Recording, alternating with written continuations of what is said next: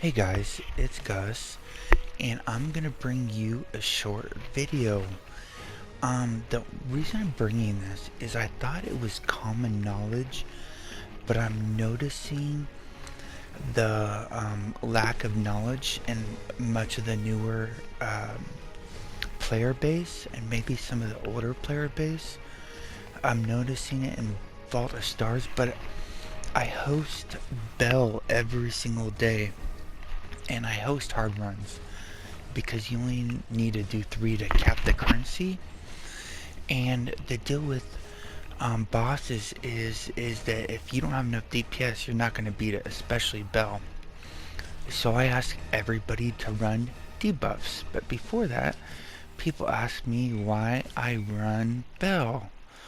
And it's because it has this mount in there, which I've been trying to get for over a year. I've ran it basically every single day. It's going to drop eventually, but is there anything good about that mount? I don't know. I just want it. But what are debuffs? Well, they're different than buffs. Buffs increase your damage. Debuffs on boss increase the boss's or enemies' incoming damage. And the reason why debuffs are so good is if you buff yourself, you only increase your damage. But when you do a debuff on an enemy, you increase the damage it gets by everybody, including companions. This is good in 5-man or 10-man content, maybe even solo. I can't really think of a solo situation. Well, if you're soloing Bell or something, but debuffs are amazing, and some people don't even know what those are. So let me explain them to you. And I don't know the math. I don't know if there's diminishing returns. Even if they are, you want as many debuffs as possible. Anybody will tell you this when you host a Tom or a Zerial. Every single person will be on debuff. Unless it's like a lazy Tom with really good experienced players, but generally speaking, in that group, you want as many as you can. So debuffs can come from mounts, they can come from companions, they can come from gears, but generally we know them from artifacts. And the artifacts that have them are these ones. And okay, this one right here. The Hallister's Blast Scepter, and you know it says it decreases their damage by 15%. I don't know if it's 15%. The Wyvern Coated Knives. The Vanguard's Banner. What's nice about this one, it's not 10%, it's only 5%, but it lasts 30 seconds. You can't get it now. It's a relic from days gone by. Charm of the Serpent. Thirst. Lantern of Revelation. Frozen. And it kind of token. I don't think this one debuffs every time it has a chance of debuffing, but you'd rather somebody use this than not use any debuff. And then there's also another debuff, not Zent's Market. This is a new one. I haven't tested it yet, but I'm 99.9% certain it's a debuff, and it says foes will take 1% more damage at Mythic for 15 seconds. So we have a lot of artifacts. We have these 6, 7, 8, plus that new artifact I just showed you in the auction house. It's kind of spenny, that's why I haven't gotten it yet, but I'll get it if the group needs it. And if you have the 10th player, just put them on the token as well. That way one of them will probably hit. You want as many of these as possible. I'm going to show you how they work. If you want, and then there's also companions. Companion auction. Manage all companions. There is the Spine Devil, which is great. It does a 10% debuff for 10 seconds. There's the Incubus or the Succubus. They have different names, but they have the same debuff, so they don't stack. So if the group can have one of those, that's great as well. So there's those two companions. And then there are mounts. You can use either the War Painted Commanders or the King of Spines. They do not stack, so the group needs one of them. Or you can use Swarm, which is excellent because it decreases damage that the enemy does, increases your damage, and then does a debuff on the boss. That is such a good, very good mount power. So you have companion debuffs, mount debuffs, the artifact debuffs, the 9 I just went over, and then some classes have debuff powers. Like the HRs have commanding shot, which increases the incoming damage by 10%. If we go the Warden Paragon, we also have the Thorn Award, but it increases projectile and physical damage, so not all damage. Other classes have them. Some of them are the same, so they don't stack. So when you start getting all these debuffs from the mounts, the companions, and the artifacts, and there's some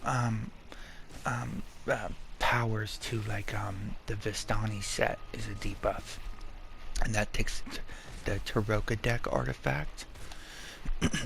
When you start lining those all up, the bosses melt. And if you watch this guy, right, he's 12,260. That's how much he's gonna hit every single time on a crit non-deflected attack. It's gonna be 12,260 every single time. And if I'm gonna go Lantern, okay? So instead of 12,260, let's see if we get one. 13,653. That's a 10% damage increase.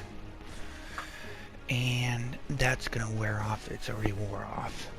And then if I combine, I'm gonna use Commanding Shot, Lantern of Revelations, and the T-Rex all at the same time.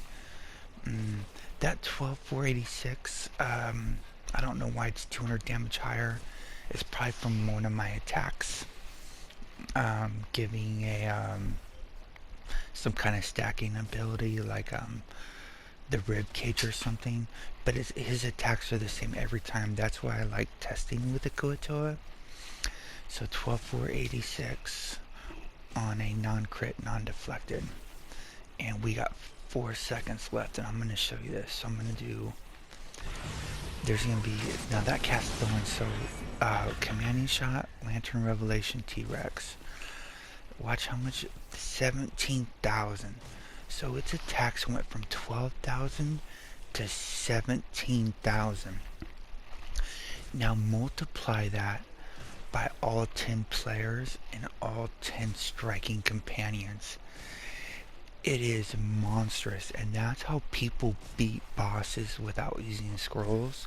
That's how they beat bosses quickly, and that's how you get teams with lower geared DPS beating bosses they shouldn't beat. It really takes coordination. The hoster has to go through everybody's artifacts. Just assume the hoster's going to ask you to get them. These are very easy to get. The Thirst is probably 3,000 in Auction House.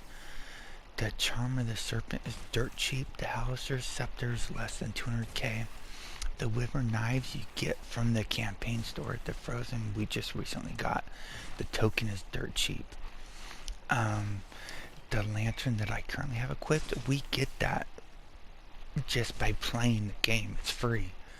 Debuffs are very common, and I'm seeing a lot of players with this artifact right here.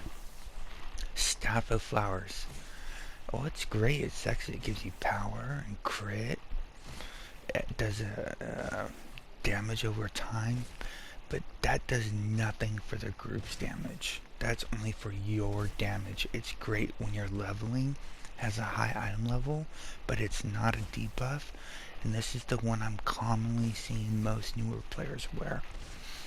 And it's okay, but the problem is a lot of the newer players don't have a lot of artifacts that are at Mythic, and they're getting this one to Mythic first, and that is not the best choice to go to Mythic first. Because after you become a new player, you're going to start doing group content with bosses. And this Staff of Flowers does nothing. These artifacts, the 8, the 9 I went over, are what you want. And the mounts, even though the T-Rex, you may not have it at Mythic, you might have it at Legendary, use it. It's great. And if that's the only thing you got and everybody has it, wait till the first person casts it, wait till that 10 seconds goes away, and then cast yours, and then do it again. It's a good... debuffs are the only way we should be playing right now in group content. Generally speaking, the Incubus slash Succubus or the Spine Devil are usually used by the support classes, along with the Lion, but I didn't cover that because that's a buff, not a debuff. But you want to go as many debuffs as possible. When players ask you for a debuff, that's what they're talking about. Is any of those 9 artifacts, the companions, the mount powers, or the artifact set powers. This will be my last video, I think, until my next video, which will be not what I sold during this Astro Lockbox event, but what I bought during the Astro Lockbox event. Because this is one of those events where the market's not a selling market, it's a buying market. Okay, stay classy, Neverwinter. See you soon.